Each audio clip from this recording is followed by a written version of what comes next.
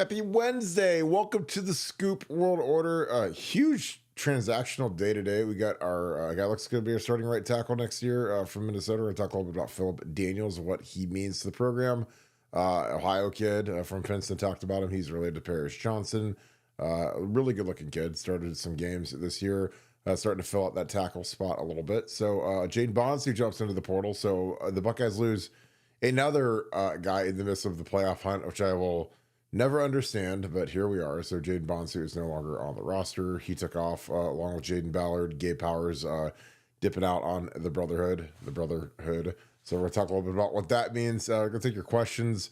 Tennessee is looming. A couple nights sleep and is going to be rocking in the horseshoe for the final time of the season. There's no more trips back to the horseshoe for the 2024 Buckeyes. So we're going to talk a little bit about where we're at and how we're feeling. It's getting pretty close, folks. So as always, if you guys enjoy our content, please leave us a like, click subscribe, also click that little alert bell to subscribe to our YouTube channel. Again, we appreciate all that you guys do for this channel. It's been fantastic. Question, and again, leave this in the comments, put this in the chat. Would you tune in if we did a live watch party on here? Similar to this episode that we do, it would just be me flying solo. It's kind of in the air. What I'm planning to do, but if there is enough people that want me to do a live stream during the game, put that in the comments. Let me know.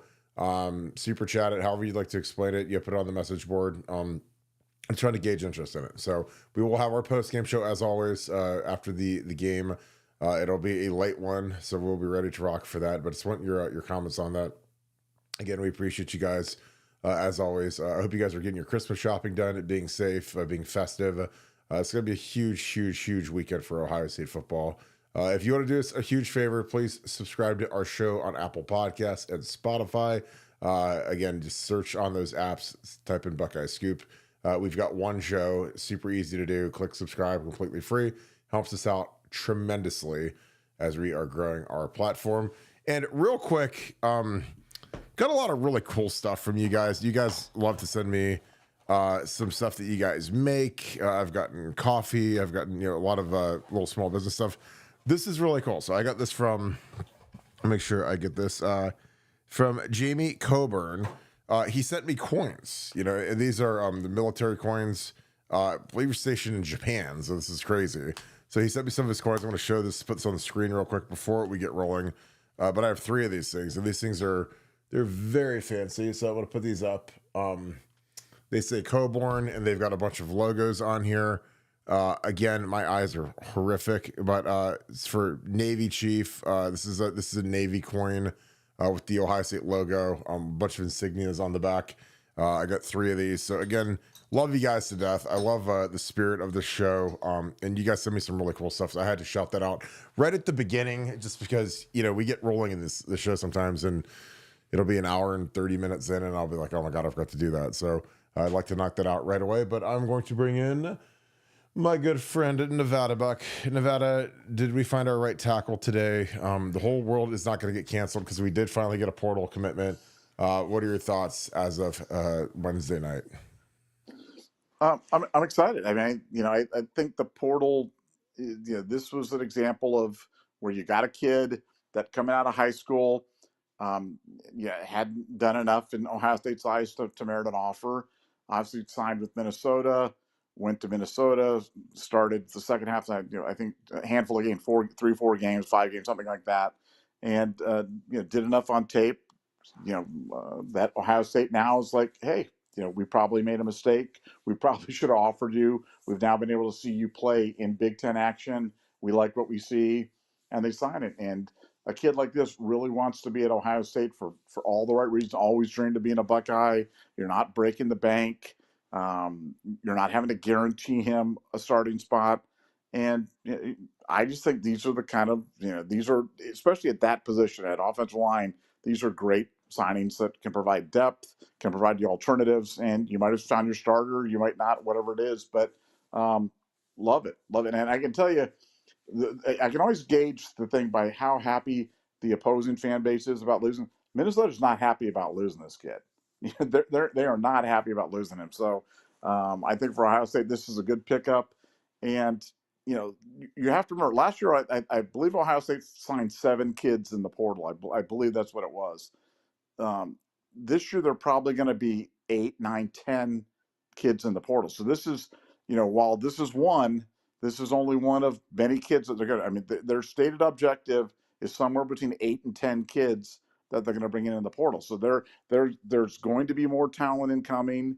I think it'd be fun to speculate about how you allocate that. Do you go 3 offensive linemen, 2 defensive linemen, a running back, a cornerback? I mean, I don't know how you break it up, but I mean, there's going to be between 8 and 10 portal ads. So this is just one, but it's the first of many, and I really like it. Good day for Ohio State. Saw Jaden Bonsu left. His mom had made some interesting comments, I'll say, on social media, that I'm not going to repeat, but they were different. And at that point, it seemed like the writing was on the wall that he might be moving on. So I don't think that came as a surprise. And Yeah, good day. Good day for Ohio State. We needed. I mean, we all know that we needed some help on the line. We got some help line, and it's not the end of it's not the end of the journey. It's just the beginning. Hosted another, I believe that big kid from Connecticut State or whatever it was.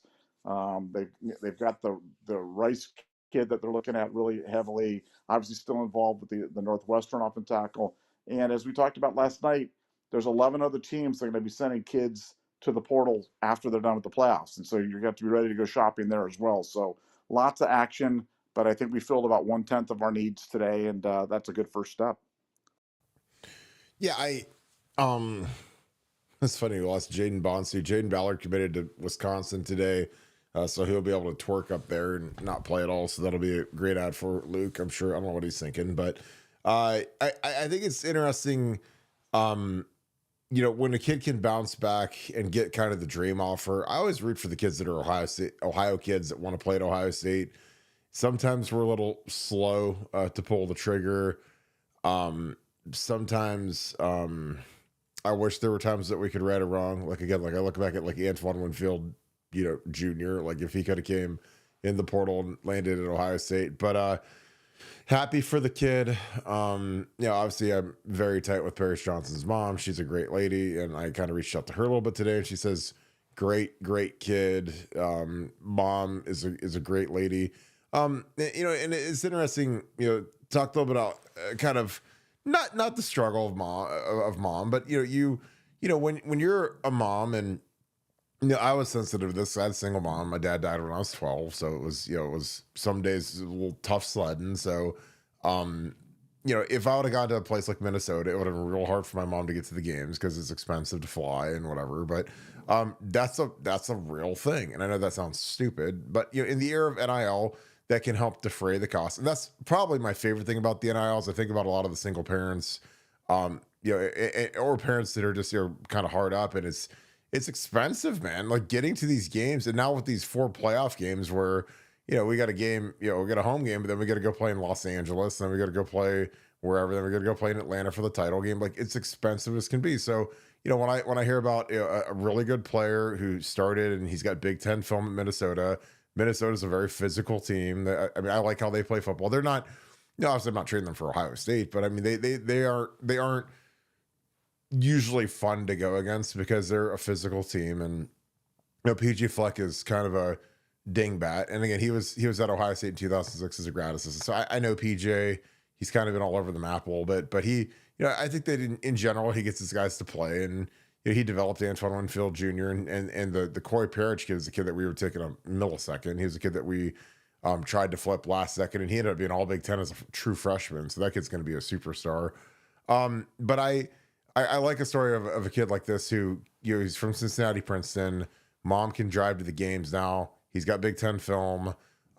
Dreamt of being a Buckeye. And again, I'm not saying you use that against the kid when it comes to NIL negotiating, but I mean, what are we talking about here? Like, you can give that kid, a nominal NIL deal, and he'll jump at the chance to be a Buckeye, which again, I think is great. And I don't, and as long as you're fair, like don't end up giving some other kid that comes here more money just because he's he didn't dream of being a Buckeye or whatever. He's more of a mercenary. But I I like this kid. I think he'll obviously be in the mix at tackle. I mean, I think it'll be a competition at right tackle. I don't think you just hand it to him, obviously, because he's good. He's young. He's got multi years of eligibility left, but he's not that good. He's not, Josh Simmons had to compete.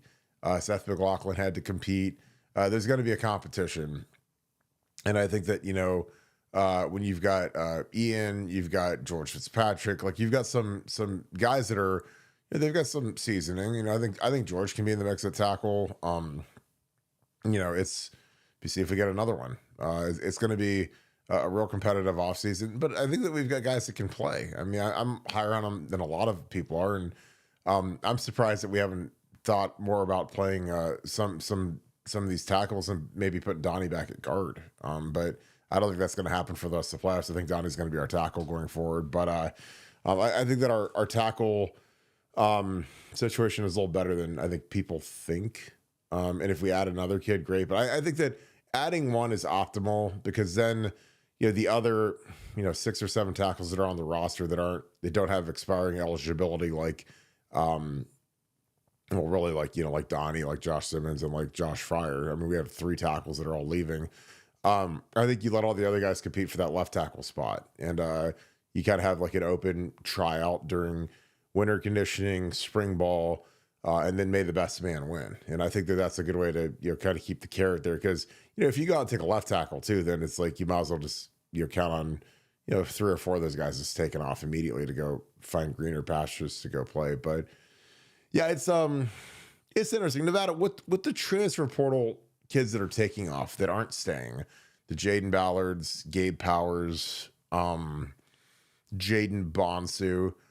If Ohio State was to go on a run and win a national title, would you give the departing players who didn't stick it out rings? What's your thought on that? I mean, I probably would, just because, I'm from the school of, if you played over 50% of the season for a team, because you have that all the time where you have the guys and you have trades at the end of the year or something like that. But if they played, especially, they went all the way up, I probably would, but I certainly understand the argument for not doing it. The transfer portals, it's difficult for these guys that are buried on the depth chart, because like they want to go out and, this window's open for a limited amount of time. They want to go out and, they're not exactly the high profile commitment guys. So, they've got to go out and field offers, get things, find out where they can go. Obviously Jaden Ballard, went to Wisconsin right away. So, he found his home. But I think, I don't know. I don't begrudge them doing it, because I feel like a lot of people will. I feel like a lot of people are like, oh, they're bailing. But the bottom line, they weren't playing anyway. I mean, Gabe Powers, there was no way on earth Gabe Powers was really going to contribute anything. We could say, well, special teams, maybe you cover a kickoff or you do this or that, but I don't know. I think this is a business. These guys have kind of get on with the next chapter. Like they gave it a shot at Ohio State, and it didn't work out. For whatever reason, it didn't work out. It was because of them. It was because of their ability. It was because of bad luck. It was because they're behind somebody that's better. It's because the coach didn't like it. Whatever the circumstances were, they rolled the dice with Ohio State, and it didn't work out. So I don't begrudge them taking their chips and heading to another table and trying to get another deal and trying to do something. Even with the games kind of still going on with Ohio State, because they're just not really part of it. So I understand it, but if somebody wanted to argue vehemently on the other side, I don't think I could conjure up a good argument in defense of it. It's more like, hey, this is such a personal decision. Move on. Let's go. Probably best for all involved. And do you really want to have a sad sack on your sideline during this playoff run? Unhappy about playing time, complaining about whatever, whatever weird stuff that you see on social media. I just think you cut them loose, let them go, and if you win, send them a ring, and wait for it to show up on Pawn Stars and when we buy it at auction or something like that. Yeah, I mean, you make a good case, because I know that when you dealt with some of the leagues you're in, and when you're making a run for a championship. I think about when you make trades with the Winterhawks and whatever. It's like you have to probably move some players that you like to maybe get a player that you love, or move a player and some picks to get a star and rent them for the rest of the year. But these guys all left on free will. Devon, and again, I have a lot of respect for Devon Brown because he plays the hardest position by far to find a home for. Because, dude, when you're Devon and you're seeing these kids take these quarterback spots, it's got to be hard.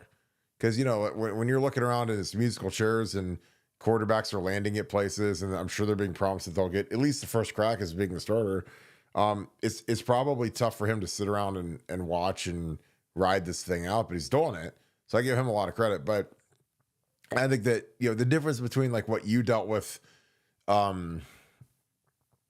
an owner and running teams is that you guys were trading people or sending people down, maybe cutting people. You guys you can't designate free agents and juniors, I don't think. But like these guys are leaving. Like these guys are electing to leave like during the playoffs. Like Jaden Bonsu, and again, I don't know, because again, I don't want to speculate, and I really don't care. But I don't know when he stopped practicing and decided to pack up his stuff and go. But it's like I couldn't imagine. I don't know if he practiced this week. I don't really care. But it's like if he just packed his stuff up like last night after practice and said, "Yeah, I'm out and I'm hitting the portal and good luck on Saturday, guys." Like, again, that's the thing that I just don't know. And I haven't asked because I haven't talked about Jaden Bonsu on the show because he's never really done anything here. But yeah, like I don't think I'd give him a ring. I really, if they took off in the middle of the search, because it's literally it's a 3-week sacrifice. And if a team loves you, I'm sure with the way that there's the with the way that these agents talk and the way that these deals get done, this backroom stuff, you could figure out where you're going to land at and about how much money you're going to get. Because after we lose, if we lose, or after we win, if we win the whole thing, like there's a 5-day window where you could go hit the portal. So if you could stick it out for, I mean, hell, you could stick it out for, it might be 2 days. I mean, if we spit the bit and lose to Tennessee, you could declare on Sunday and all's well and good. Or you could ride it out and we could win the whole thing, and you could declare like on the parade float that's driving down Lane Avenue. I don't know. But I've got a problem with, because again, I get it's business, and I know that we talk about the brotherhood and it's the brotherhood and whatever, but I'm like, it would be really hard for me to bail on the guys. And again, maybe if I'm a backup, and again, I was a backup. Like, you gotta understand, like when I was a freshman, I was running scout team and doing the grunt work, which sucks. And, nobody wants to be on scout team and know that they're not going to play when I was redshirting. But, I felt like I had a duty to get guys ready to play, get Will Smith ready to play, and Darian Scott and Tim Anderson and all the guys had to block every day. And if I would have just said, "See ya, I'm out, I'm going to wherever, Stanford or whatever, wherever I would have ended up," like, I don't know how I would have felt. Like, I mean, I don't know. And again, maybe I'm crazy, maybe I'm just old school, maybe I'm whatever, but like, because the thing you do when you leave, even if you don't play on Saturday, is you screw all the guys that are on the scout team. You screw all the guys that are rotating, and you're trying to give the team a look, and you're trying to help out, and you're trying to contribute however you can. Even if you have a very menial role, it screws everybody. So again, I don't know. Like I would hope that they don't get rings. I would hope that they don't get anything to do with this team if we do win the national title, because again, it's a 3-week sacrifice, and it's like I always tell people, like, look, if you blow your ACL out or tear your Achilles or whatever, that's just God's plan. And again, I'm religious and I love God. And again, I'm not going to go down that road, but it's just like, if that's what's meant to happen to you, then it's just what it's meant to be. I'm sorry. So I don't know. And again, I don't care. Cause like you said, Jaden Ballard is completely worthless. He didn't do anything his entire career here. Gabe Powers, I thought, had a lot of upside, but he's just buried in a 2-linebacker defense. Jaden Bonsu, special teamer, like our 4th, 5th best safety. So I understand the frustration, but I hate quitting when you're literally like 3 days from a playoff game in the horseshoe. But again, some guys just can't wait and whatever, because I don't know. Like I said, and again, I like your perspective too, where it's like, hey, we sometimes guys got to go, and do you want to have a disgruntled guy there? But I mean, God, man, to have a chance to win a national title, it's like, and you're just gonna leave, and you're gonna miss out on the home playoff game and the horseshoe, and running out of the tunnel, potentially beating a good SEC team in the shoe. Like that's crazy to me. But guys did it, because they had to get to Wisconsin so they can go to the potato chip bowl or whatever game they're playing in. And I don't know. That's just me. Any rebuttal of that, Nevada? No, I mean, I think your point about the fact that these guys are leaving as opposed to guys that you're trading is spot on. It's like I said, it's a real good point. And frankly, after listening to you, I probably lean more to your side than to my original side. So Well, well, you well, well, won me, well, you like, won me over. So. the one thing I'd say is, like, like when you do scout team, and so, well, for people that don't really know football, you've never been a part of a football organization, you never played football, and again, and there's plenty of people, and there's nothing wrong with that, but like, the scout team is basically like the third string offense, and when you trade during practice, like I would go down there as a freshman when I wasn't playing and I was redshirting and whatever, and I would run a scout team, and our scout team was like me, TJ Downing, Troy Smith, Santonio Holmes, Ted Ginn, or no, Teddy wasn't on it. Gonzo was on it. So it wasn't like, you feel like in the moment that you're a scrub. And by the end of the year, Santonio was with the first team because he ended up being our number 2 receiver behind Michael Jenkins. And we started playing Gamble more exclusively on defense, just so we wouldn't kill him going both ways. But it's hard. I mean, because, man, especially when you're doing this no huddle stuff, and you need everybody you can get. And again, you have no idea if someone's going to get hurt, if your number's going to get called, if you're going to get an uptick. And again, I know if you're Gabe Powers and you're the number 6 linebacker, you're like, well, I'll take my chances that I'm not going to ever get significant playing time here. But I don't know. It's just like, if I would have left that and I would have thought about, you get drained down to 7 offensive linemen on scout team, like it's hard, because we had a real consistent rotation where, like, me and TJ would both play left tackle, and we would rotate every 3 or 4 minutes, where we'd each run like 5 or 6 plays, and then he'd jump in, I'd take a break. Like, we'd have like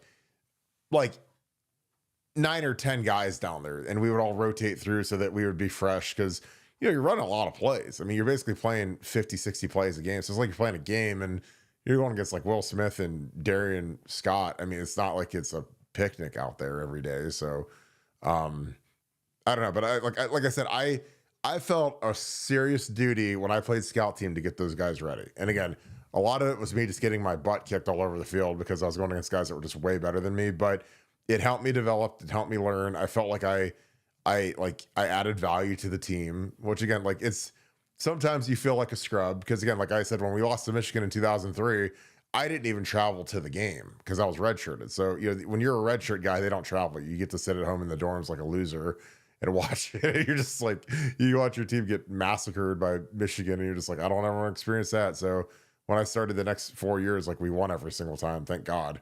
Thank you, Troy Smith. But I don't know. Like, I couldn't imagine quitting. And again, the brotherhood is great marketing. I say that all the time. And again, I'm not some hater of the term the brotherhood, but like, when guys can just quit the team in the middle of the playoffs and leave the brothers, like, I just really question it. And it really, like I said, I don't get upset about it, because, again, it's their call. And again, I don't think they're bad people. Like, I think Gabe Powers is a great kid. I've talked to him before. Great kid, great family.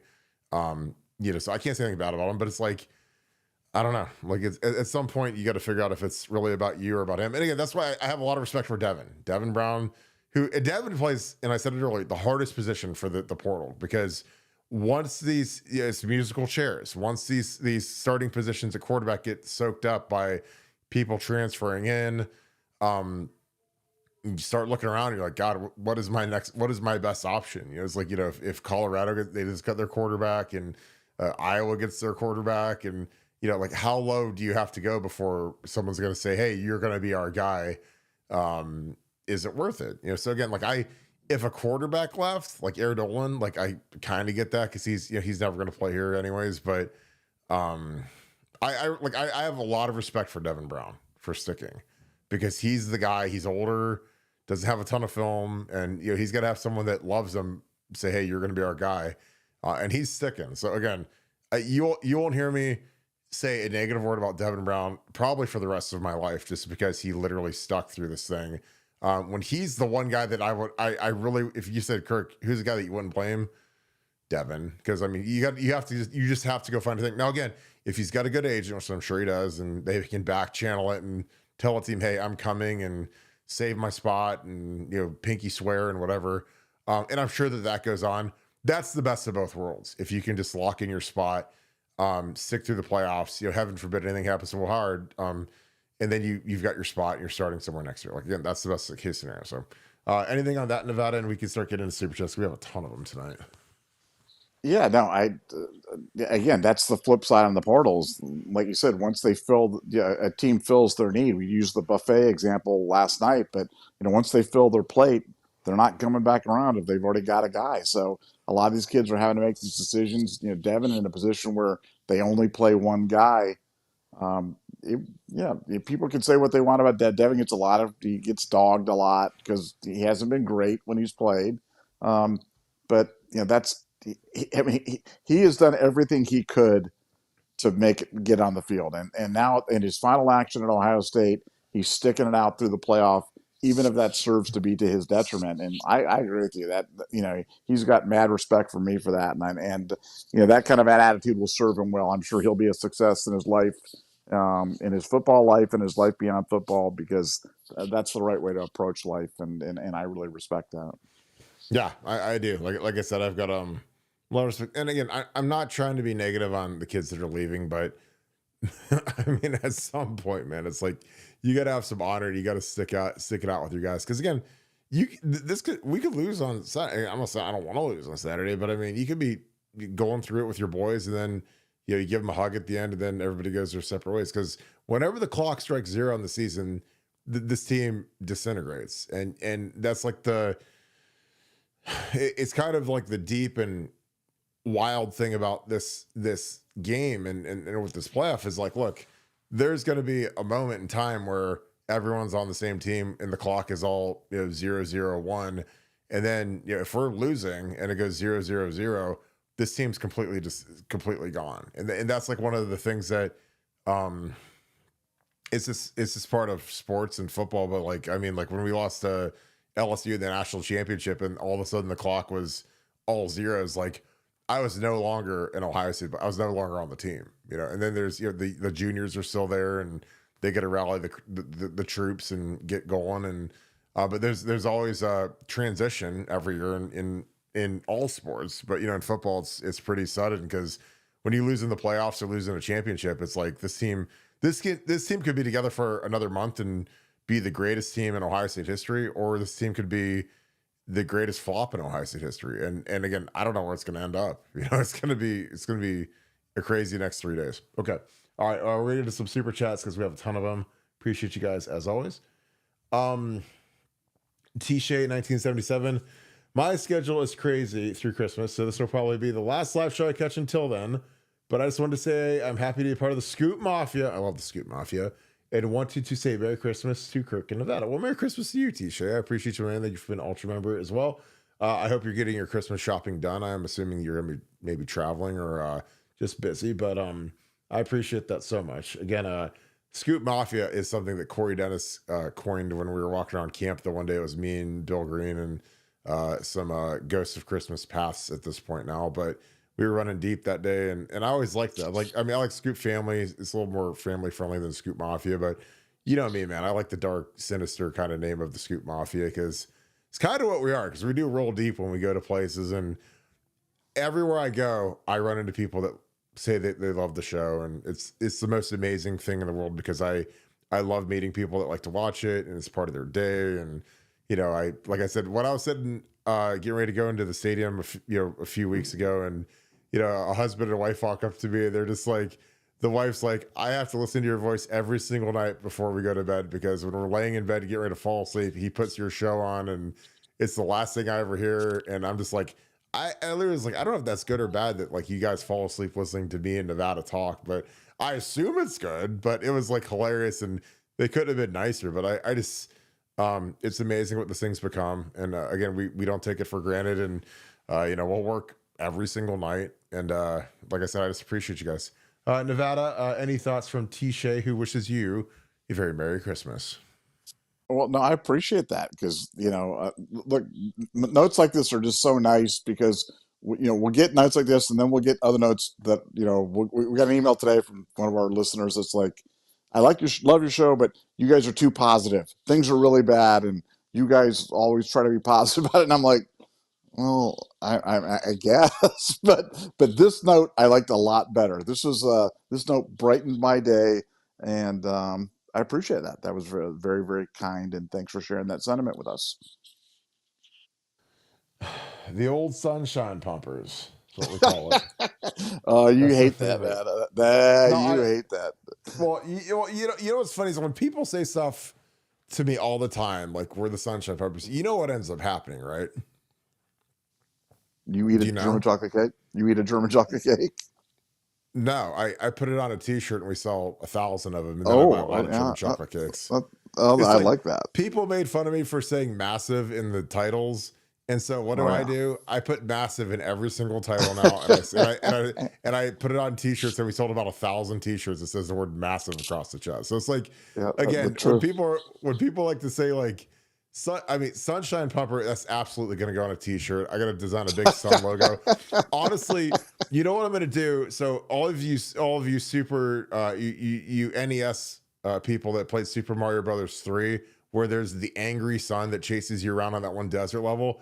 That is going to be the sun I'm going to use for the sunshine peppers. It's the angry sun, and he just keeps chasing you around the level, and it used to give my sister nightmares. And I send her that little photo of the angry sun from Mario Brothers 3. So that is going to be our sun logo. This is going to be great. The sunshine pumpers. And Nevadabuck's gonna dress up like the gorilla from the Phoenix Suns, because that's close Oh to yeah. Sunshine Pumpers. So Oh Nevada yeah. is gonna be, when you see the gorilla walking around heading into the suite at the stadium, that's Nevadabuck. So make sure you come up to him and say, Nevada, welcome to Ohio Stadium, and thank you for using your suite and having a good time. All right. I can't wait. Let's go. The gorilla. Big Red Buck, one. Thank you for the 175. I appreciate it, man. I hate, and I hope you are having a great Merry Christmas season. I hate that Ross Bjork made the comment to buy tickets so that Tennessee can't get any. Keep your mouth shut. Who gives a crap? They have been in 3 of the 26 BCS/playoff games since 1998. We've been in 22. The name Big Orange comes from Steubenville Big Red. Soft only when we lose. I love the Steubenville Big Red. I'm just going to throw that out there. Shout out Reno. He is a wild man. Shout out to our Steubenville folks, because Steubenville is the place where football is very important. And again, I love my Steubenville folks. I used to know a bunch of girls that were from Steubenville when I went to Ohio State. We used to hang out and party all the time. And Steubenville is a roughneck end of the woods, and some really tough customers up there. So again, I love the Steubenville Big Red. They had a big old fridge magnet that had the big red aerial shot on their thing with the schedule, and I was like, yeah, that is serious for a high school football stadium. So yeah, Reno's a legend up there, man. So, but yeah, I did not know that it came from that. Nevada, your thoughts on Ross Bjork when he made the comment to buy tickets so that UT can't get any? The one thing, the thing that Ross said, like, I don't think he ever should have said that the roster costs $20 million, because that's something that's just been hung. We're like the one team that gets like the number associated with them every time we lose or win or do anything. So I didn't think that was great by Ross. And I like Ross. I think he's doing a decent job, minus the Diebler hire, which was, I thought, an absolute disaster. And you could add, Dusty Bay and John Sanderson as a strength coach, but who saw that coming other than us? But what are your thoughts? Did Ross Bjork make a mistake by saying to buy tickets so that UT can't have any? Yeah. No. I mean, I think when people kind of parse your words, like things can, you can look awfully bad if people want to kind of go through every public comment. And yeah, I mean, I just think this game has really kind of presented a unique challenge for Ohio State because for most games you've got your season tickets and you really control the distribution of tickets so that visiting fans really don't have that much of an opportunity to go to the game. But this one's been unique, and I think it's for him obviously. I mean, he's just saying what we're all thinking. I mean, I don't know if you're thinking it, but I thought it. I hope Ohio State fans buy up the tickets. I hope Tennessee fans don't buy up the tickets because I'm a big believer in home field advantage being an advantage for that very reason that you've got fans that make noise and so I don't know. It's one of those things where I think Saturday night's going to be just such a weird thing because none of us are going to be used to seeing that many visiting fans in the stadium. It's going to be odd. It's going to be super super odd to have that many visiting fans in the stadium. I was watching the Packers game on Sunday night in Seattle, and the Packers fans took over were doing the Go Pack Go thing during the thing, and it was kind of crazy. I'm sure we're going to hear Rocky Top a bunch of times on Saturday night, and it's going to be weird. So I think I don't know. It didn't bother me as much just because I've had that very same thought. When I see people have put tickets up for sale on our site, I'm like, I hope an Ohio State fan buys them because I want as many Ohio State Buckeyes in there. But I agree with you on the $20 million comment. We've heard that 50 million times when all these other schools are in the 15 to 18 to 20 to $25 million range. But we're labeled the $20 million team, and I'm sure he regrets saying that as well. Yeah, that was a misstep. But again, not gonna hang him out for that. Pretty, but again, like Oregon, I mean, they're all around 20 for sure. Well, and let me and hold on before we get to the next one. And I'm actually, Sure. I mean, is the Diebler hire? Is that a Ross? Is that a Ross thing? Because I mean, Diebler was hired when Gene was. I mean, Diebler wasn't. Ross wasn't even working here when Diebler was hired. Right? Was I'm he? sure he had. But like, was he up here like transitioning? Because it was like I think he took over in like July, but he was on the payroll from like January on because he was up here like Yeah, getting yeah. the passing of the torch I from his boy yeah. Eugene. I guess because I mean, I would think that he had some say in it if he's no, like, he definitely had to have say in it for sure. There's no way they're sticking him with a new basketball coach. But yeah, that was odd. Why was Gene? If he's up here on payroll, then why was Mean Gene still here? You know what I'm saying? I mean, like, what was that all about? he was just walking around the grounds making sure that there was nowhere where your sign could possibly exist. So that's what Gene was doing his last 6 months. Is he was combing the areas, making sure uh, there was nowhere that said Nevadabuck's full uh, name anywhere. It's like there's no sign, there's no rock. We bulldozed the tennis building, Well, like it's over. it It's was like done. Gladiator. I saw Gladiator 2, and they erased Maximus's name from like the wall of gladiators and stuff like that. So I've imagined that's what it's like. The Nevadabuck name has been Gene's final act has been erasing it from history. But I will rise like a phoenix from the ashes, and it starts this Saturday when we win in, and on Sunday I'm going to take a picture in front of my plaque, and the Nevada name will rise again. And it's starting this weekend. I'm telling you. Yeah, too bad we have like 6,000 podcasts on YouTube, so the Nevada Book name's never going to die at this point. This is It going will to never perpetuate die. It will into never eternity. die. How was Gladiator 2 for all of our folks that are looking for something to watch? Is it worth seeing or no? It was good. I'd say it was better. Frankly, it was better than I expected it was going to be. Just it's hard to make. Yeah, I call it a sequel, but it's always hard to make a sequel to a great movie. And Gladiator One was truly a great movie, truly an original. But Gladiator Two was good. It had some nice elements to it, and it wasn't just the same old stuff rehash. So I thought it was a good movie, not a great movie, but a good movie. And when I left the movie theater, I felt I was glad that I went. So that's my review. Was it better than the movie where Brandon Fraser got real fat? The whale, I actually, the whale was kind of depressing. The whale was kind of Yeah. depressing, I have to say. It was way better than Napoleon. Napoleon stunk. That was You said terrible. Napoleon is like the worst movie of all time. Yeah, not anywhere in the near of Oppenheimer, which was great. I even like the Barbie movie. I thought the Barbie movie was fun. That was fun. Strong. But yeah, no, Gladiator 2 was good. I'd like to hear what other people thought about Gladiator 2. I'm sure other people saw it, but I thought it was good. Good movie. Give it a 7.5 on a scale of 10. And you still haven't started watching Landman yet, right? No, I haven't been able to commit to that yet. It's just like you got to Oh God. build yourself up, and you got to kind of do it. And I just I'm What still watching. me building up Landman with Billy Bob? Oh my God, it's amazing. No, One of but my I'm favorite shows catching of up all time. on my old episodes of Gold Rush and Bering Sea Gold and The Legend of Oak Island. So I've only got a limited amount of viewing time because it's busy. It's the holiday season, so I've You got have to Bulls pod. to bet. You I have got to podcast and podcasting. message board yourself to death. I got no. I mean, seriously, my life is like it's. Customer service. You said, okay, so people have no idea. Oh People my have God. absolutely no idea. We're like Kirk and I are like a two-man band, man. We're like Oh washing God. the dishes, cooking, delivering the Uh, food. It's like it's crazy, but the house is burning down. It's like Nevada, get the fire hose out. Hose her down, baby. No, it's. I mean, it's. Hey, we're here for it, baby. We're built for this, so it's all good. Thank God for Mick Ultra, because I'm telling you what, man, it's like the lubricant that keeps me sane sometimes.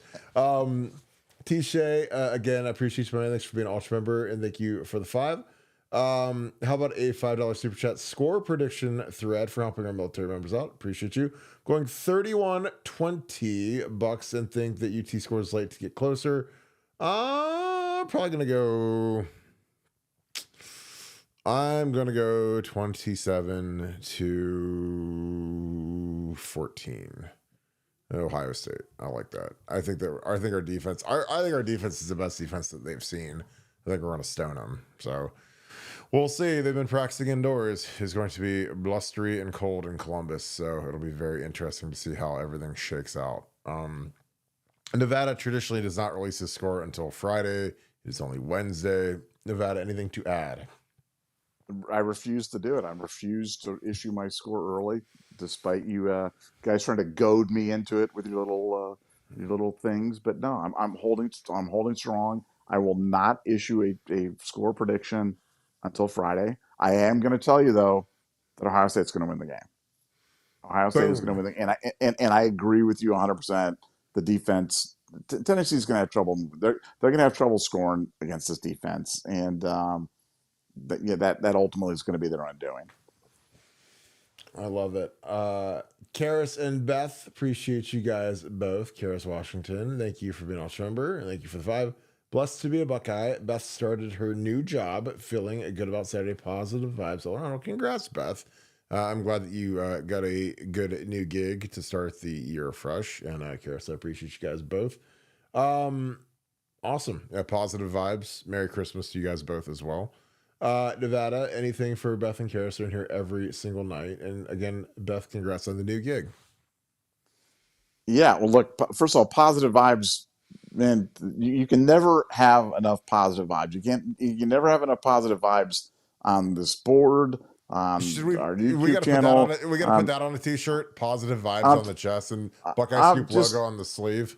no, but Positive all kidding vibes. aside, though, like having a life outlook that's positive instead of like a negative outlook it's everything. I mean, Nevada, it's who do you possibly deal with in the Ohio State football sphere that is negative?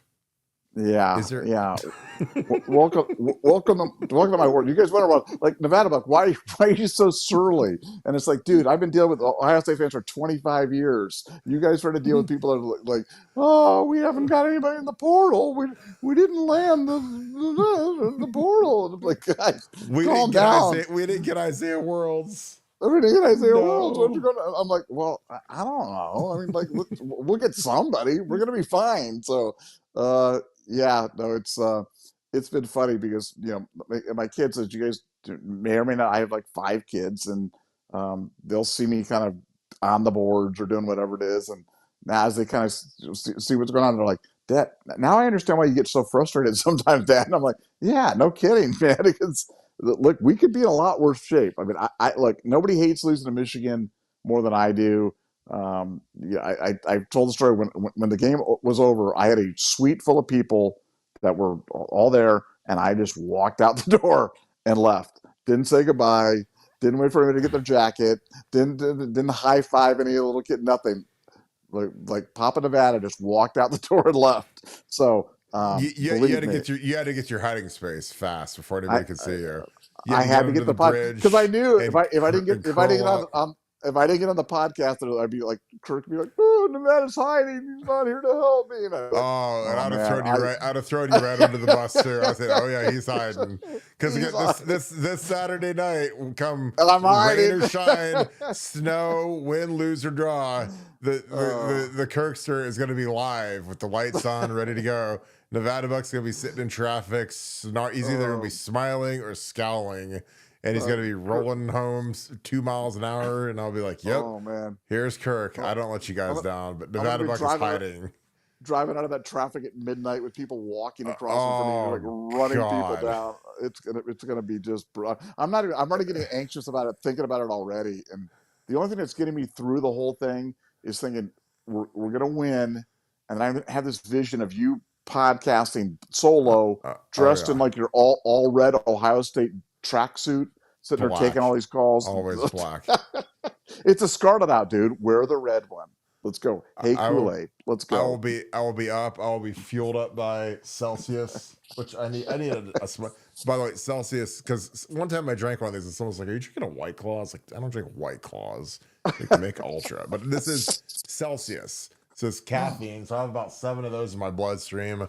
I'll be ready to rock. I'll be ready to, it'll either be exuberation or it'll be decimation, where exuberance, man. We're going positive energy only. Man. Oh, I am positive energy, but even in the event of negative energy, like a Michigan loss at home, your boy is up there ready to rock, and we get 250 super chats. Everybody wanted Ryan Day beheaded. And I'm just like, okay, I get it. You guys are upset with Ryan. I get it. Trust me. I only missed the first 45 minutes of that, but I'm sure that was glorious. I wish that we could have had like a drone follow you as you were slowly walking home to Indianola, walking to the Airbnb. My one kid with a bad leg. And oh my god! You left him to die. He's like, I did. I left him behind. I gotta get to the podcast. I gotta go, man. I gotta go. Man, shout out Kiki. Kiki stayed back though. Kiki Buck. Yeah, she's back there walking while the poor Nevada is like a Hordor. He's like soldiering on, and the White Walker's about to eat him, and Nevada's just gipping home with a scowl like Monty Burns. Monty Burns walking home so that he can literally say, "I'm not hiding." All of you that accuse me of hiding. That was actually great for business, because we had people that were literally super chatting because they wanted to call you out for hiding. I was like, that is amazing. I was like, we got people super chatting saying, "Nevada, where are you hiding at?" And I was like, I told you he's hiding. I'm here. I'm ready. I got it warmed up and ready to go, and I'm here ready to take my whoopings. That's my partner. That's my partner. The Kool-Aid man. Oh, I was like, check under all the bridges along Old Tangy River Road. Check for Nevadabuck. Look for the guy who's got a shirt smeared with cocoa and nacho cheese that he's not allowed to eat, and hot dogs he's not allowed to eat. So I smuggled one out, man. I smuggled a hot dog out. You'll get invoice for that, I promise. All right, Proof Buck, thanks for the 5. With the regular season behind, how much did the new clock rules affect scoring across college football, the over-unders, and the Buckeyes? It's interesting because, Ryan Day loves to talk about how we don't have as many plays anymore, and but we're like 100, the stats came out, we're like 120th in the nation in terms of plays run, because we're so slow in our operation, because we have to huddle and meddle around it. And again, and that's fine. Like, our offense has been great all year, but I think that I'm sure that it's down just because with fewer plays, you're going to have less points, but I don't know on the over-unders, particularly if you're talking about betting, if there was some sort of a swing in terms of number of overs or unders that hit. I feel like football's never been more offensive than it is right now, just because of the rules and, how the RPOs are and how hard they are to defend, and the running quarterbacks. Like, I mean, let's face it, like football compared to 20 years ago, offense has so many more advantages. The skill levels are higher. Quarterbacks are better, receivers are better. It's harder to play defensive back. It's impossible to play quarter anymore. So I'm sure that the overs are a lot more attractive, but I don't know. Nevada, your thoughts? And again, Proof Buck, I appreciate you. This is a great question. Thank you for the 5. He says, with the regular season behind, how much did the new clock rules affect scoring across college football, the over-unders, and the Buckeyes? What are your thoughts? Yes, scoring's down about 4% since they've implemented the new rules. So scoring's definitely down, and I don't understand the idea. I've said this before. Don't want to be the old guy to repeat himself, but if the other team wants to play slow, then I want to play fast because I don't want to play. But Ryan likes to joystick. He likes to get that extra look. He likes to do that, and he's got to get through that. And I'm hoping more than anything else that I see on Saturday, I hope that Ohio State uses tempo. I think tempo is the great equalizer, and I think more plays for Ohio State is good because I think our offense is more dynamic than Tennessee's. We need to speed the game up, not so we don't need to play the game in a phone booth. We don't need to try to win a 13-10 game. Let's let our playmakers go. Let's let it rip. And part of that's going fast. And I really hope we all see that on Saturday night. I agree. Sudley Budley, thanks for the 5. 24-13 Buckeyes. Y'all check out my nephew Preston Cooper. Just signed a contract in Nashville. Looks like he's a country singer. I got him up on the screen. Make sure you guys get on iTunes, download his music, support our dude, Preston Cooper. Good luck to him. That is a very difficult industry to make it in, but if you make it, it is incredible. So a lot of talent in that industry, a lot of talent. But again, it's never been a better time to get discovered in music because, like with YouTube and stuff, I mean, people get contract deals off of just being able to sing, and I hope that he does great. Dave Mathis, thank you for the deuce. Any chance players in the portal are selling info? That is very interesting. Nevada OH. Well, that was something I always worried about, talked about. And again, this is just being realistic. So, any given season, if there's, 85 scholarship guys plus 30 walk-ons, 110-ish type guys, 120-ish type guys on the roster, there's about 50 guys that are kind of in no man's, they're not thrilled with their role. They're disgruntled. They kind of over being a part of the program. So that was something I was always worried about with, with the film access and with the info and whatever. And again, there's never been more access to these kids because, for one, they all have agents, and the agents can represent players on other teams, coaches on other teams. So again, could that happen? Yeah, absolutely. And I think that that's something that I've railed about Ohio State. Like, they should be a little bit smarter about some of the stuff they do. And that wasn't me guessing, but I just think that Ryan Day has a void of smart people in the Woody Hayes. I've said that over and over again. There's a lot of empty suits that walk around there, and they get their little sweatsuits, and they think they're slick, and they're really not. And I've alluded to that many times, and I think that they should get smarter people around Ryan. And again, that's one of his biggest deficiencies is he has a lot of dumb people that work there. So could players be doing that? Yeah, of course. I mean, that's a fear for everybody. The loyalty isn't absolute, especially when guys are, like Jaden Ballard just went to Wisconsin. They're one of our arch enemies, and he knows everything. He's got the whole playbook, and you have to leave it behind because everything's digital now. Like, they don't have paper playbooks anymore. They might have like some sheets, but obviously Wisconsin isn't whatever. But you always look for, is there? And again, I'm not trying to be tinfoil hat guy, but is there some sort of connection from a player? I mean, in theory, like, and again, this would be absolutely crazy, but I mean, Jaden Ballard could have transferred to Tennessee, if they would have wanted him. If that could happen in a lifetime where a guy hits the portal and then he gets offered $200,000 to come to Tennessee for a playoff game. And then, okay, come tell us what you know. So again, I know that sounds crazy, but again, I've hit on a lot of these projections. And again, if you've got some crazy wingding donor out there who's like, well, I'll give him $500,000 to come. And again, that doesn't guarantee they're going to win. But if you had someone who's really, really sharp and he's got the intellect and he can go, like, it could happen. I mean, you've seen coaches switch teams. You see the analysts switch. You see coaches get fired mid-season. and join staffs in the middle of the year. So again, I'm not trying to be crazy conspiracy theory guy, but I mean, I remember when Hugh Jackson got fired by the Browns, he was working for the Cincinnati Bengals like the same week. So, I mean, that's an inter division rival in the NFL.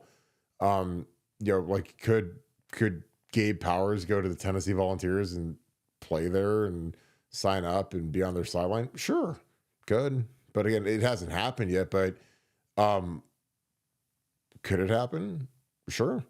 So again, I don't know, and again, you have to realize there's a lot of simple-mindedness with these kids, where these kids are literally, this kid got this much money in NIL. I didn't get that much money, but I can make it up on the back end by talking to this guy and selling what I know. Now, again, just because you get info, it doesn't mean everything, but we saw the Michigan sign stealing thing. It meant something. So, again, anything is possible in the era of the portal, and especially with the openness that comes with everybody having agents and agents all talking. So again, it's just is what it is. I mean, and now you have to understand, like in the National Football League, I played for the Detroit Lions. I got cut. I got picked up by the San Francisco 49ers. And a month later we played, we played each other, and I had the playbook and I had everything. And that happens all the time in the NFL. So it doesn't mean it's the be all end all. It doesn't mean that they have the nuclear codes now, but it could absolutely happen. So it's just another thing that Ohio State needs to safeguard against. Nevada, your thoughts. Dave Mathis, again, thanks for being all. Thanks for the deuce. He says, any chance players in the portal are selling info? What are your thoughts, Nevada?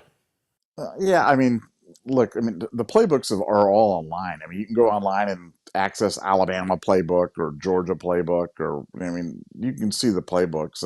I think that really wouldn't be helpful. What would be helpful would be if you had the signs. If you had the signs, and you had a guy on the sideline looking at the signs, and I mean, it's basically the Michigan signs the only thing. To me, that's really the only way that you could. I mean, short of a deep dive of really, sitting down with a kid and interrogating him and finding out everything they do. I don't think coaches really do that. But I mean, look, anything can happen, and Ohio State's got to kind of get with it in terms of safeguarding their information. And clearly, after the Michigan stuff, you have to think about everything. And with players leaving, in the middle of the season and moving around, it's certainly an issue, and certainly something you got to keep an eye on. Yeah. Buckeye one, thanks for the deuce. Portaling is a band-aid. High school recruiting needs to improve. I don't think it's a band-aid. I really don't. I mean, I think that the portaling it's the new wave. Like, I would rather take half our kids from the portal at this point, take 10 to 15 a year from the portal, and, sign 15 to 20 in a recruiting class. And that's going to be the new normal, because again, the portal, like, it's literally like you can literally gauge if the guys can actually play college football or not. High school, you have no clue. Like, it was something, and now again, not everybody's JJ Smith, who any idiot in the world could tell is going to be a superstar in college football. But with linemen especially, again, go evaluate offensive linemen. Like, they're not all Laramie Tunsil, who's a surefire NFL Hall of Famer when you watch him on his high school tape. A lot of these guys are going against kids that are not very good, not very, you're evaluating some kids that are playing in the inner city. And, if a kid plays at Cleveland Glenville, like, go watch that film. Go watch the kids that they're going against from some of these inner city, and they're terrible. So, they get up to Ohio State or a major school, and how do they adapt to going against equal talent? Like talent, something that I was lucky for that really helped me is I played in 2 All-Star games. I played in the Ohio North-South game, which was a great game. And I played in the Big 33, which is the state of Ohio versus the state of Pennsylvania. And every good player played in that for the most part, except for Dante Whitner and a couple guys that graduated early. So we got to get some really good on good action before we got to college to help experience it. But now they don't really do that as much anymore. So the linemen, there's a lot of linemen, they get to college and they get destroyed and they never recover. And mentally they can't handle it. And I saw a 5-star kid that I played with that you guys probably know, that he got dominated in one-on-one pass rush and he could never recover. No matter how good he was in high school, he just mentally there was like this mental block where he would just tense up and suck in those drills and couldn't pass block. So the portal I think is excellent because if you miss on a kid and he goes to Minnesota, you have a shot to go get him, and you have a shot to kind of right or wrong. Again, I would love to say, hey, let's just stick to high school recruiting, but the problem is you're going to lose a third of the kids that you bring in through the portal. I mean, look at all of our recruiting classes. I mean, a third of those kids in every class, they either bust out or they just portal out because they're not good enough to play here. So the days of us just being a real heavy high school team, you just can't do it because you're going to have attrition until they change the rules on when kids can transfer.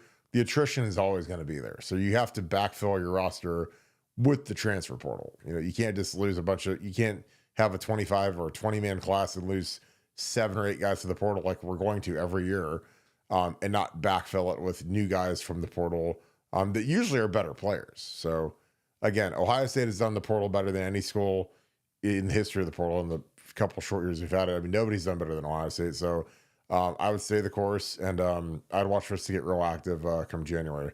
Nevada, your thoughts on Buckeye One? Again, I appreciate you, my man. Thanks for the deuce. He says, portaling is a Band-Aid. High school recruiting, it needs to improve. What are your thoughts? Yeah, no, it's just, I mean, look, everybody's entitled to an opinion, but that's just looking at it fundamentally wrong. I mean, the the portal's here to stay. The game's changed, and Ohio State's had to evolve. And like as Kirk said, it probably evolved quicker, faster, and better than anybody has. But portaling is basically it's like target shooting. Like you're target shooting in high school kids, and the target's 100 meters away. And with the portal, I can move the target to 25 meters away because I've seen these kids all play in college. I've seen them, Division One film. I know what they like. Who's going to be a better shooter? Yeah, I'll hit you. You maybe hit the target from 100 meters away, but I want the target as close as possible, and that's what portaling is. And you're going to be losing kids every year. I think that's exactly the right point. It's probably 40, 60. It's probably 10 kids in the portal, 15 kids signed every year, and I think that's where you plant some seeds, cut some trees, do the thing. But portaling's here to stay, and if anything, Ohio State's got to get more aggressive in it, not less, in my humble opinion. Yeah, and I think that, like the hard part with portaling is like you have to also be disciplined. Again, it's your auction thing because the portal for some kids that are short-sighted and not very smart, it's an auction. It's like how much money can I get? And again, the parents are involved. And again, I talked to Monica Johnson. So in the next week or two, we're gonna have Monica Johnson and Kim Stroud on, CJ's mom, to talk about their podcast. And I was talking to Monica, and she was talking, and we're talking about Philip Daniels committing, and she's like, Kirk, you understand, like, and again, I know this, and she knows that I know this, but if you get developed correctly, like the amount of money you can make in the National Football League is like absolutely crazy insane compared to like, hey, well, this school offered me an extra 50 grand. So I'm going to go there, not go to Ohio State, not get developed. I'm going to go to this place to make another 50 grand. And it's like, it's so short-sighted that it's insane. It's the same thing as taking a job at a company and, you go chase an extra, couple $1,000, you leave a good company or you've got a good trajectory and you go to some wing ding company and all of a sudden you're not on the same trajectory and you don't get developed and you don't get trained. And again, like to me, college football, it's the same thing as the real world. Like to me, the real world is, if you go take a job, okay, there's your salary and there's all the stuff you have to do and whatever, but like, what is your training? How are they going to make you better? What is your potential? What is your ceiling? Like, because again, that factors, especially like with young people, when you don't have kids and you don't, it's like, what do you, like, are they going to train you to be great? Or are they just going to have you, build widgets all day and there's no real skill development? Because again, I'm real big on learning stuff and getting better and what's my pathway forward to go to a higher level. And again, that's something that you go to Ohio State, and you see what they've done with Paris and Dewan. And again, I've said, well, Seth McLaughlin he wasn't even honorable mention all SEC, and he's leaving as a consensus All-American Remington award-winning center. One of the greatest players in the history of the program. He has a major award in the hallway forever, and that's great by Justin Fry and Mickey Marotti and Ryan Day and Chip Kelly and the whole crew. Josh Simmons was on his way to being an Outland finalist and first team All American. Obviously suffered the injury. But if I'm any of these offensive linemen, and they'll end up going to A&M, and A&M will stink, and they'll send 2 guys to the league in the next 5 years and probably fire their line coach a couple times, and these guys will look back and say this was really stupid of me. So yeah, but I appreciate the sentiment, but yeah, it's not realistic anymore. But I appreciate the thought. Bobby Mack, thanks for the deuce. Where can I buy a Scoop Mafia t-shirt? Nevada. Might have to get into Photoshop and design that, because I can see kind of the Godfather kind of logo-ish type looking thing and Scoop Mafia. You condone that, Nevada? Yeah, I heartily endorse that idea. We got our list of ideas for our next merchandise drop.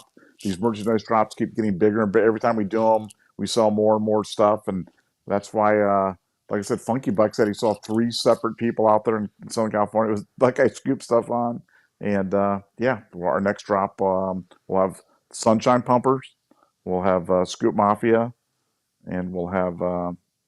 I'm not sure what the other one. I was gonna We'll do have like some. a Where's Waldo, except it's Where's Nevada, and it'll have you hiding. It'll be like Nevadabuck, but you'll have like the little Waldo hat on, and the little Waldo Oh glasses, God. and the Waldo, and it'll say, Uh, except I'll have everybody in like the little hoodies, little scoop hoodies, walking around. I'll say, "Where's he's Nevada? Is Nevada he's here? Is he? hiding. He's hiding." I'm like, Oh, I say, is he hiding? Oh yeah. Check under the bridges, yeah. Olentangy River. Uh, Check I'm telling you. all the I'm stairways warning of the you. dorms. Oh yeah. I'm warning you in advance. Nevada's going to be hiding this Saturday night and Sunday. So That's Nevada is right. hiding. Yeah. So just if you're calling up to admonish Nevada or cheer on Nevada, you're gonna have to do it through my big cuddly friend Kirk Barton, because he will be there manning the station. But Nevadabuck will be abandoning his post to the wonders of travel. Yeah, it's gonna be glorious. I cannot wait. So it'll probably be. I mean, that night game we did that Oregon post game, man. That thing was 4 hours long. I mean, Oh, that that was was awesome. we lost to Oregon, and the game got done at like 12:30 at night, and we fired this thing up, man. And I looked down; it was almost 5 a.m. And I was like, "Oh my god!" And we don't stop until the super chats are done, baby. So they were cranking. It was great.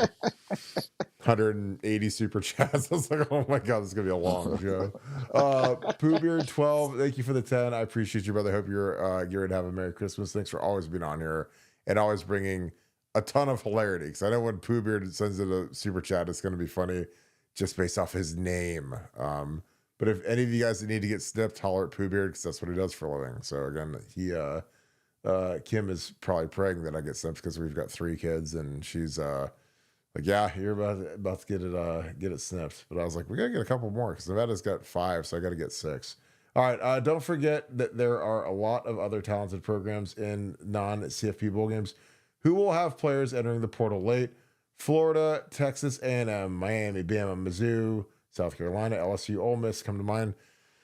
Yeah, I mean, that's what I keep saying. I'm like, guys, like if you look at what our portal intake was last December versus last January, like, I mean, January we added Will Howard, Quinshon Judkins, I mean, Caleb Downs, Seth McLaughlin, like Julian Sayin, our starting quarterback for next year. I mean, pretty good haul. So it's like it's batting practice. It's not even the first inning at this point. So chill out. We'll be okay. And I trust that we'll get good evaluations, and as people declare or don't declare, our needs will change. If Davison decides to come back, if Quinshon decides to come back, and again, I don't think either are coming back, but if they do, if they get enough money, then they might. Because again, that's the wild card now, is with the NIL, these kids really consider coming back, because they don't have to live like they're, paupers. They don't have to live like they're homeless. They have a little bit of money. And some of these guys, they'll make more money staying another year than they will going in the draft.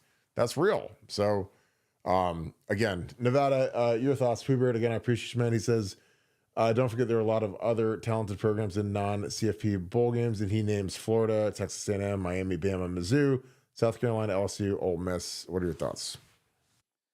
Well, yeah, and also remember that anytime a head coach leaves, that roster becomes available. So, I mean, there's going to be movement. There's been movement every year of my life, there's been movement in college football. Some have been expected, some have been unexpected. Some of guys moving up the ladder to bigger and better jobs in the NFL. Some guys moving on down. I mean, but it's going to happen. So the bottom line is there's going to be a lot of lot of kids that are going to come on the market, and Ohio State's just got to be selective.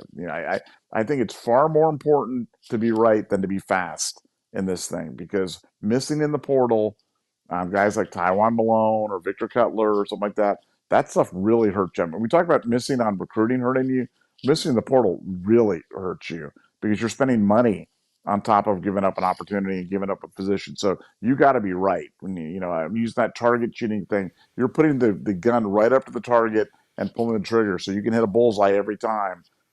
Got to get it right in the portal, but there's going to be tons and tons and tons of kids available, so don't fill up too fast.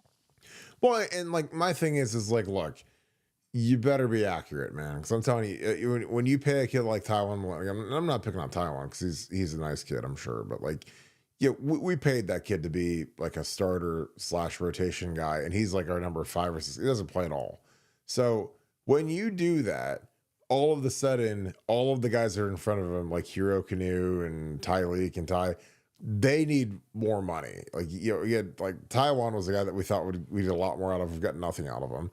And so, you upset the room when all of a sudden your 6-string defensive tackle is making more than your starters, and again, that's not the case now, but it was initially. So it's very delicate. So like if I'm a starting tackle and they bring in some guy that can't play dead, and I'm like, and you paid him how much money, and he's got a new Hellcat and all Louis Vuitton luggage and VVS diving chains, whatever. I would be having, for one, I'd have a field day, and I'd never let the kid forget it every time that he missed a block or sucked. But for two, I just would be like, I don't know. And again, if I was going against that guy, if I had to go against Taiwan in practice and I was just absolutely treating him like a new guy in prison, like I would never let him forget. I was like, they paid you all that money to suck that bad, but again, that would just be me, because I'd be a little bit crazy about it. But it's you can't miss. And again, we've gotten more. I think that I chalked Taiwan up to just they were probably excited and trying to figure out if we needed some depth, and we whiffed on Victor Cutler, and I don't know, but we've gotten more proficient, because like last year the whiff percentage went way down and the grand slam home run percentage went way up. So again, that is a positive trend for the good guys. So you guys should be excited about that. Daniel O'Leary, thanks for the 5. We lost 2 games by a total of 4 points. How are things horrible? It's got more than anything but 2 losses by 4 points. Get it together, Nevada. That sounds like sunshine pumping. I don't know. What are your thoughts? That's my my burner account. So that's my burner. That's me publishing as Daniel O'Leary. But no, it's like you're in my head. I totally agree. Um, Sometimes you lose. Sometimes you lose, and things just go wrong. And if you play sports long enough, if you're in the business of sports, if you're just a fan, whatever, some weird stuff just happens. And the Michigan game was just weird. That was a 1%er. That was a game you play 99 times, you win, and that was the one sequence where we lost, and we lost. So, but yeah, is all hope lost by that? No, not at all. We win. This weekend we can turn a lot of those negative sentiments around. A lot of those bad memories, the flag planting, the tears in the locker room post Michigan game. You win against Tennessee, and it's not all forgotten, but a lot of it is. And you continue on and you play for another day. So yeah, I'm all positive energy from here on out. No negativity. Let's full speed ahead. Let's go get a win on Saturday. Yeah, I mean, these guys have the opportunity of a literal lifetime to run the table and win this thing. There's absolutely no reason they can't do it. They've got, I mean, dude, if I went out on that field and I had J.J. Smith as my number 1 player on offense, I'd be like, I don't care who else we have. We got that guy. Then you got Trey and Quinshawn, and then you look at our defense is, because our defense is going to dent these guys. I watched their offensive line, and they're good. They're not that good. Their tailback is excellent. We have to get him on the ground. We can't. Again, there's this issue where, again, sometimes in college football, and again, if I was Jim Knowles, I would be eating my grass-fed grass burrito and losing my mind doing my vegan suplex Pilates that I do every day, like Jim Knowles does. And I would say, if you don't tackle this guy to the ground, I will literally kill you. I will come down from the booth and strangle you, because we get these guys in the grasp and we wait for the official to blow the whistle. And again, this isn't just an Ohio State thing. This is a college football thing, because again, guys don't get tackled to the ground all the time. They get in the grasp, they blow the whistle, counts as a tackle, whatever. Now, that's great until the officials don't blow the whistle. Like at the end of the Michigan game, we got the guy in the grasp. He sneaks out the back door. He runs for 20 yards and disaster. So this guy, you got to get him on the ground. 11 hats to the ball. I'm not going to be cliche bingo, but like you got to hit this guy hard. I mean, you got to get after him. You got to make his life misery. And we've got the ability to do that. Now, we just got to run to the ball and do it. I don't care. The backside corner is going to get there and put a shot on this guy. Don't make his life easy. Rohan Vangel, appreciate you, brother. Thanks for the 5. I hope you're having a great night. Thank you for always being on here. I appreciate you, my dude. Tegra is not suddenly going to grow up hair and be the lineman he should be, but what are the simple things he and every lineman can clean up before Saturday? Well, again, a lot of it is play calling. Again, we've talked a lot about scheme. Again, like Ryan Day running at the teeth of the defense was insanity. But again, I just stress move the pocket, max protect, chip. And by chip, that means running back go clean the clock at 27. Even great offensive tackles. It's a nice curveball to throw some chips at a really good defensive, because 27 is the second best defensive end in the country. The only guy better is a guy from Penn State. They're both terrific pass rushers, and Pierce has really turned on the last 5 or 6 games. A top 10 pick, so you better help against that guy. But don't let Will Howard just sit back there in empty protection. Move him around, run jet sweeps, go tempo. I mean, if they let me come in there, first thing I'm saying is we're going tempo, because these guys, again, I study these guys like crazy. They play 10 to 12 guys. They rotate a ton. If all of a sudden you cut their rotation off, it's literally cutting their legs off.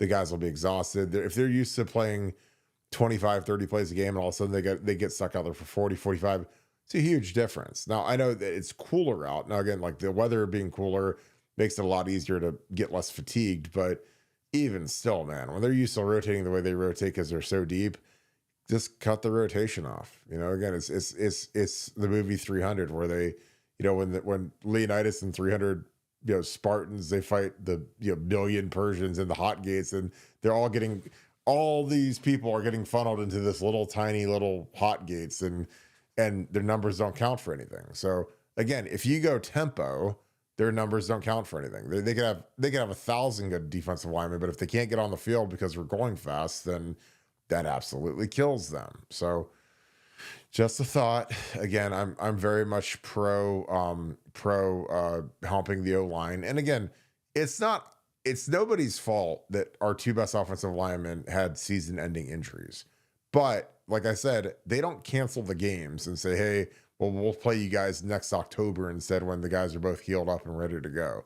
They keep playing the games. So you got to figure out a way to scheme it.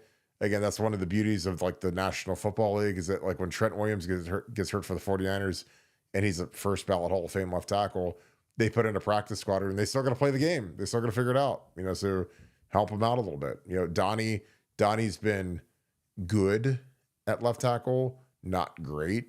He struggled mightily versus the pass rusher from Penn State. And again, that's not his fault. He never played left tackle before, and he's playing against the best defensive end in the country. So Pierce is the same thing as that guy. So I would chip and I would help Donnie. Do not leave him out on an island. Again, I've played out on an island, especially at Penn State, or especially against good players. And I played against a guy that went first overall, a guy that went third overall in the draft. So, like, no shame in helping that guy, especially if the other guy's a turd. So, like I said, when we played LSU in 2007, Tyson Jackson went third overall in the draft. The other defensive end was undrafted. So, I mean, who do you think we should help? Not the undrafted guy. Like Booney, you got him by yourself, dude. So just is what it is. It's just good strategy for keeping the quarterback upright. Nevada, your thoughts? Anything that the O-line should clean up from a play calling perspective? What are your thoughts? Yeah, no, I just echo what you're saying. I mean, you've got to we put the offensive line in the worst possible spots, and man, I'm so weary of rehashing the Michigan game. I'm so excited to get on to another game because if I never hear about that game again, it'll be too soon. It was terrible on every level, and I don't believe in life you're defined by your worst moments, and that was a bad moment for our staff. That was a bad moment for our players, but I really think we're going to redeem ourselves this Saturday night and come out with a much, much, much more aggressive game plan. I would virtually guarantee you that is going to happen, and I think that'll really help out the offensive line. So you're saying you don't want to rehash the Michigan game anymore? No, I don't want to talk about the Michigan game. I don't even want to hear about the Michigan game anymore. I refuse to talk. In fact, I'm going on a moratorium. I will refuse to answer any questions that have anything to do with the Michigan. I'm not talking about it. I am not talking about the Michigan game anymore. I'm not. I'm not doing it. Dare I say, are you Ask, hiding from ask the me, Michigan ask me, game? ask me another question. Ask me. I dare you to ask me another question about the Michigan game right now. Go ahead. Oh, what would be a good question to ask you right now? Ask me. Come on. Ask me a question there. Come on, Uh, big cuddly bear. Come did on, ask me you a question. could you have made it through an entire post Michigan game post game show, or would you have had I'm to not. hide? I'm not answering that question. I am not answering. I am moving on, man. I am moving on with my positive energy. I am moving on to the Tennessee game. So, next question. Un- Under the bridge, Buck. Under the bridge, Mike. He's in a ghillie. You're in a ghillie suit, walking back to Indianola. Nobody those can ghillie see you suits, because those you look ghillie like a suits are you look cool. like a Those things, big bush. I'm like a bush, man. I look like a bush. I'm gonna do that. Yeah, No, but I'm we gonna get you one. Me and Funky will get you one, and it'll actually instead of like the super like awesome ghillie suit that they have on like Call of yeah. Duty, we'll have you dress up like the Sanford tree, and you'll be Oh walking god. along, and they'll be like, you'll be like, nobody will ever see me. You'll be the Sanford tree with your leaf blower walking along, like Uh, saying the trees will never see me coming out when I'm blowing all their leaves away. you want to hear Perfect. the funniest thing? I had the leaf blower out. I had the leaf blower out that I was blowing leaves out today, and then my gardener showed up, and they start blowing leaves at the same time. Literally within 5 minutes of me pulling out the leaf blower for the first time I've ever pulled out the leaf blower, my gardener showed up and started leaf blowing. Isn't that crazy? Did he like unblow all the leaves that you blew like away from your area? Did he like was it like He did it. Star Wars where there's like red It lasers and it green lasers it. like No, shooting at each other? no. Like I stopped doing it because like you my stopped. leaf blow. Well, my leaf blowing wasn't like really good because I kept blowing the leaves and they kept blowing back at me and stuff like that. So like, Oh. there's an art to leaf blowing. Like, there's a way to do it, and I was not a good leaf blower today. I'm just telling you. Like, I was a total rookie. But they showed up within 5 minutes of me started leaf blowing. That literally happened today. That's crazy. So once they showed up, did you have to make like a tree and leaf? I did. I did. I stopped immediately. I smuggled my thing back in and I And you stopped leaf left. blowing. And I You made and like I a watched, but then I you watched made them. you made like a tree and you left. No, You I leaved. literally sat up in my thing and I watched them blow the leaves because I enjoy watching the leaves get blown and I like watching their technique about doing it. But yeah, that's like one of the craziest stories of all time. There, You're up in your hiding spot like always, of I course. was in my little ghillie in my red jumpsuit looking at them watching out there. Quasimodo in the bell tower. D Sonny, thanks for the 10. I appreciate you, man. I feel great about our team. Outside of 2015 against Bama, I never went into a game thinking we were going to lose. Have you guys ever thought you were going to lose a game besides maybe Fickle's year? That is a great question. It's funny. I thought we were going to beat Bama, and I wrote that in the Columbus Dispatch. I did a series with Tim May where we did a game preview every single week, and I picked us to beat Alabama because I watched Alabama play Auburn, and I watched Auburn's offensive line dominate Alabama. And I still have the clips. I still have the film, and I was like, this is not like a vintage Alabama team when Reese Dismukes, who's a great kid, he trained with LaCharles, just dominating their front. And I was like, these guys aren't that good. And again, and some of those guys went on and made a fortune in the league, but they're in the Iron Bowl getting dog walked by Auburn. I was like, we can block these guys, and they're going to roll in there thinking that they're hot stuff. And again, if Derrick Henry gets more carries, we probably aren't talking tough no more. But um, I don't know, Nevada. Like I don't I can't think of the last game that I really thought we were going to lose. You know, if you put a gun to my head and say, okay, was there one where you didn't feel great? When we played Clemson in 13 and they had Sammy Watkins and Roby didn't play, I was like, yeah, this ain't too hot. Because our defense in 2013 was like one of the worst defenses in the history of Ohio State football. That was when we got rid of Everett Withers, we hired Jeff Hafley in 14, won the ship. But in 13, we couldn't stop anybody. So when we were going against Clemson and Sammy Watkins, this is back when people thought Sammy Watkins was going to be like the next superstar. I mean, he was, you got to remember, like Sammy Watkins, when he came out, he was that dude. The Bills traded like 2 first-round picks to the Browns. He went ahead of Odell Beckham and Mike Evans and Brandon Cooks. I mean, there's all these guys that are still playing in the league. Mike Evans is an NFL Hall of Famer. Odell is probably a fringe Hall of Famer. But Sammy Watkins was the clear-cut number one coming out of Clemson, and he dominated us. So that was a game where I didn't feel too hot going into it, just because I thought our defense was just really bad. But have there been any games about it where you thought we were going to lose going into it? I mean, not a lot. I mean, but again, Ohio State's probably been favored, in probably 98% of the games in my lifetime. So I'm trying to think of notable games that I felt bad before we went into. You always get concerned. You always have doubts. Look, frankly, every game up in Ann Arbor, I'm old enough to have concerns about those because I've just seen a lot of weird stuff happen up, before that game. I can tell you one. No, not going to talk about it. Not you almost lured me in to talking about stuff with kind of like that super ninja mind meld thing where I was almost going to talk about that game and I wasn't going to talk about, but I'm not going to talk about that one because I didn't think we were going to lose that game. Um, but I'm trying to think about a game that I thought that we would lose. Yeah, I mean, frankly, I thought that Oregon would present a stiffer challenge in the national championship game when we played them.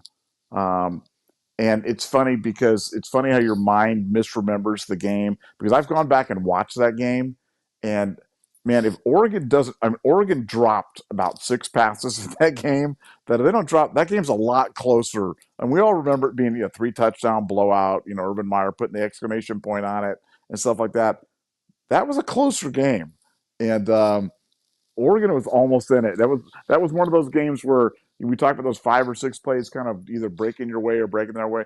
5 or 6 plays went, and they had some guys drop some really big passes with that one. But that was probably a game that I felt a little apprehensive about, and we prevailed.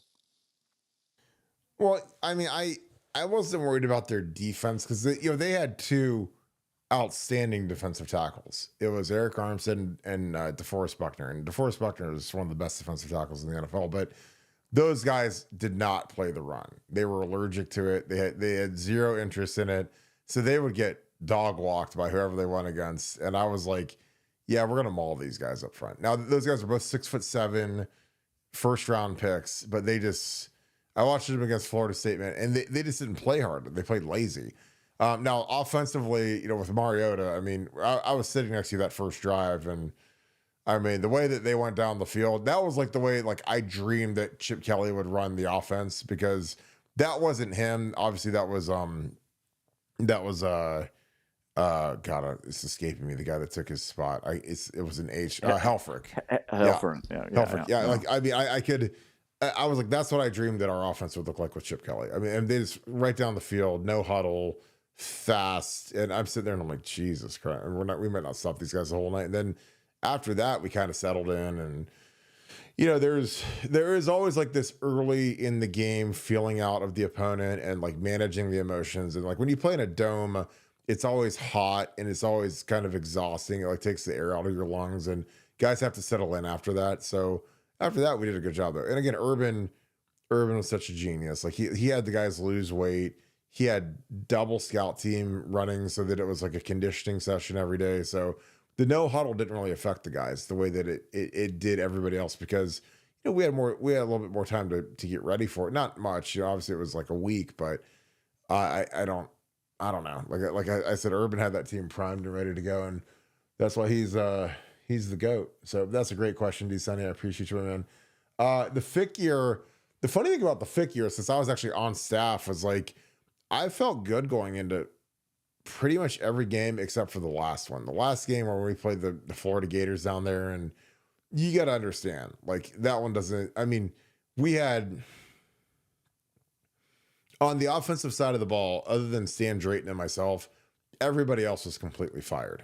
Everybody else was looking for a job. So like we're sitting in the staff room down there getting ready for the game, and coaches are walking out of the staff meeting room to take calls from their agents, to take calls from other schools, because they're trying to find a job. I mean, those guys, like literally as soon as that game was over, their offices were already cleaned out. Like I helped some of those guys clean their offices out before we left to go down to the bowl trip. So it was a very somber, miserable bowl trip. Like when a staff's been fired, and and again, Florida, they weren't exactly riding high, but Will Muschamp had gotten a pretty good contract down there, and they had some momentum. And and then on our side, it's like Luke Fickell was going to be capped as the DC, but Jim Haycock had been there since '92 or whatever, and he was gone, and he didn't get retained by Urban, and so there was some tension there between Jim Haycock and Luke Fickell, and there was some a bunch of the defensive coaches were gone,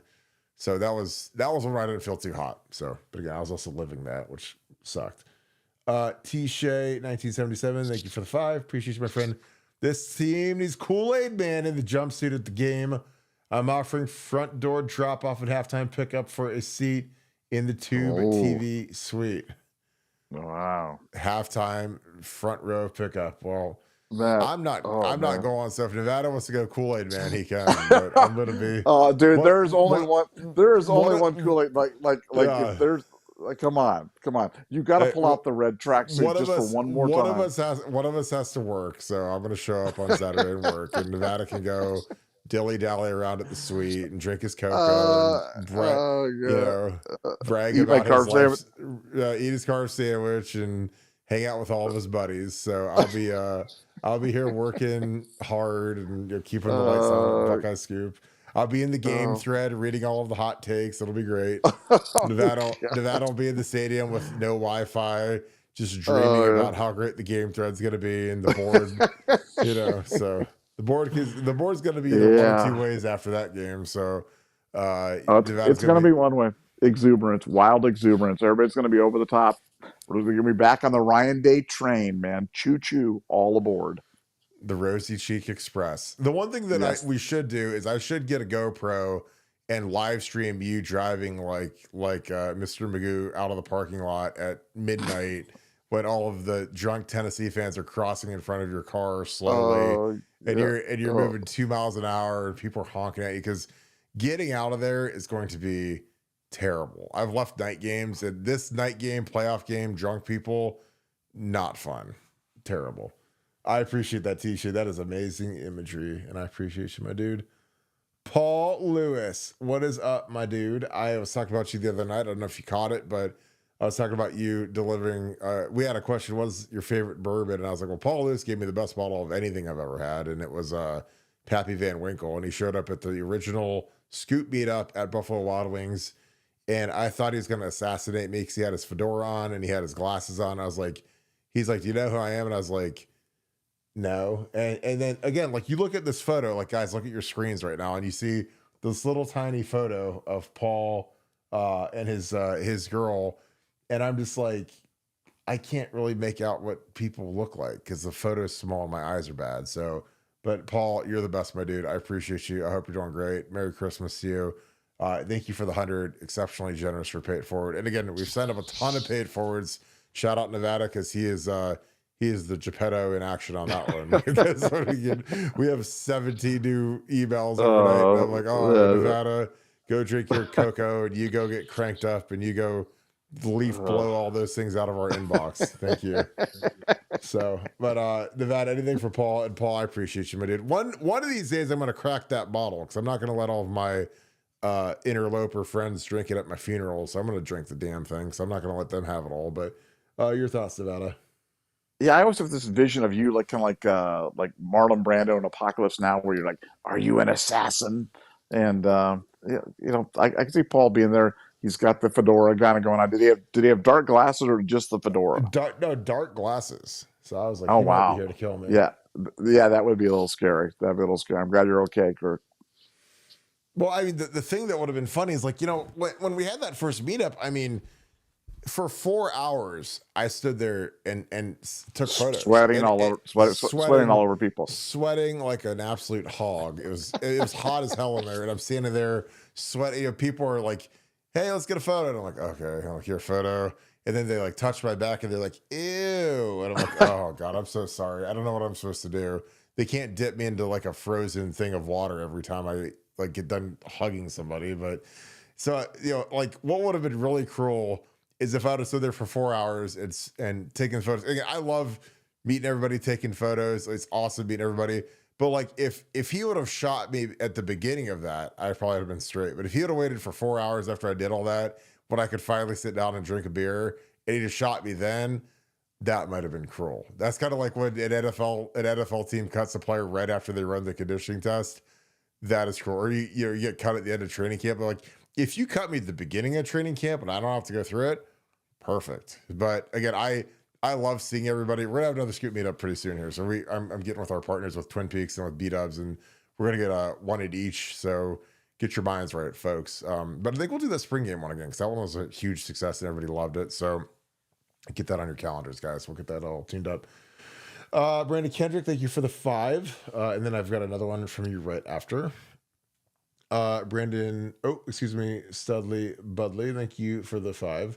Perk in Nevada, 2 massive scoops of sunshine. Nevada, Uh, I'm like an eclipse, and Nevada's like the sunshine. So I wear all black and you can't see me, baby. But Nevada is actually, well, on Saturday we're gonna roll reverse because I'm gonna be the sun and Nevada's gonna disappear into the night like an eclipse. So it'll be a good time. Maybe I could get Nevada like live on the bat phone as he's on the highway swerving around Oh, off. I'm doing that. I'm doing that for sure, man. I'm doing Yeah. that for driving through some ice storm or something like that. We want to But live you're stream but you're a that. kid, you're not going to let any of the little Nevadas drive because you're a control freak. So you're going to be like sitting there Yeah, like no, that's you're facts. That's no true. chance. That's very very true. That's very. Our trip to Green Bay and then Columbus, like I Nevadabuck drove every single 17 minute. hours by Uh, himself. by myself, I drove the whole thing, man. It's like You're like Hope Nevada from Buck, Driving Miss Nevada Daisy. Buck, Nevada Buck does not like to have anybody else driving the car. That is for sure. I like to drive. That's funny. Late night laughs. Thank you for the 5. Thanks for being ultra over, my friend. Can't wait till Saturday night. I don't understand some of our fans like get juice. We're in the playoffs. Love from Canton, Ohio, Nevada OH. I I love Canton, Ohio. I was born in Canton, Ohio. I miss Krause's pizza. It's the absolute best. But yeah, I love Canton. Yeah, I'm like, guys, like this is a first home playoff game. Like this is going to be amazing. And plus, it got a bunch of boring Christmas parties canceled. And again, I love Christmas. Some of the parties aren't great, but now everyone's turning them into watch parties for Ohio State. So it's like, what's better than hosting a Saturday night Christmas party? Then all of a sudden, Ohio State is going to be on the TV instead of whatever movie you guys want, your Christmas Vacation or Ralphie or whatever, A Christmas Story. Now you get to watch Ohio State live football. It's gonna be amazing. But again, shout out Canton. Love my hometown. Goldfish, thanks for the 5. Not hearing much about tight ends. Tell me how important the tight ends will be in helping the O-line move the UTD Lions Saturday. Well, they'll be in there. I mean, Bennett Christian's done a nice job blocking when he's been in there. We need more out of Jelani. G. Scott kind of is what it is. He can't block anybody, but they put him out there. So I think that they could be helpful in chipping and helping out versus Pierce, which they should be used for that. I would spread these guys out and throw it to get Ennis in the game more. But Bennett Christian has made some nice strides as a blocking tight end. So I think that room is actually going to be getting better. The crazy thing is though, is like we let Joe Royer walk and he ends up being all conference at Cincinnati. And then the best tight end in the entire country is a kid from Canton, McKinley, Harold Fannin, who nobody recruited. He ends up at Bowling Green, and he has 100 catches, 1,400 yards, like 10 touchdowns, unanimous All-American, made every All-American team because his numbers were just too crazy. Or he might have been consensus All-American, so I don't think he's unanimous because the kid that won the Buckeyes from Penn State, he's a good player, Tyler Warren, but the kid from Bowling Green should have won the Mackey. I mean, you look at the statistics; it's insane how prolific he was. Like literally, he might have had the best tight end season of all time, or at least in the last 25 years, just from the statistics. He led tight ends in like 20 categories, like receptions, yards, touchdowns. And somehow he didn't win the Mackey, which is nuts. And he's from Canton McKinley. So go Pups. Nevada, your thoughts on the tight ends for Saturday?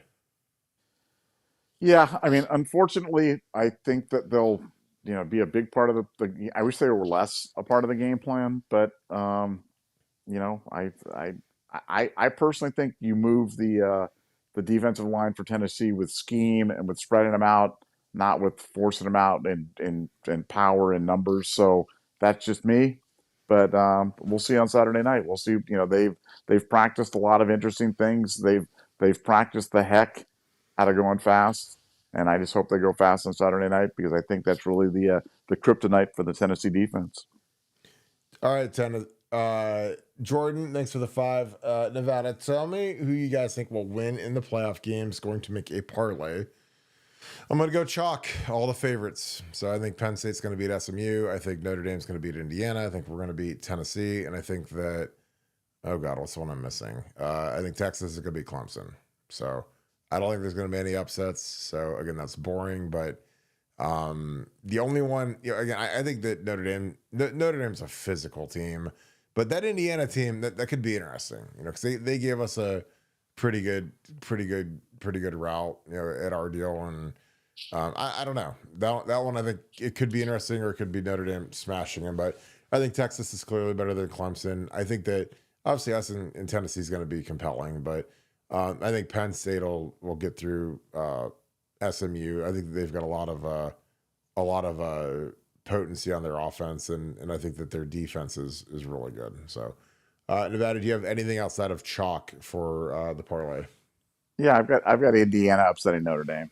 That's my That's the first one. That's the round. one that I absolutely could see, and I completely Yeah, agree with. You yeah, know, so because again, like Marcus has got that big extension. I'm not trying to whatever, but Indiana, like they gave us all we could handle at home. And again, their punter, you can't count on the punter dropping a snap, and they kind of self-destructed, and it was and Caleb interesting because Down returns a punt for a touchdown, and yeah, I yeah, mean that game could have been a lot closer.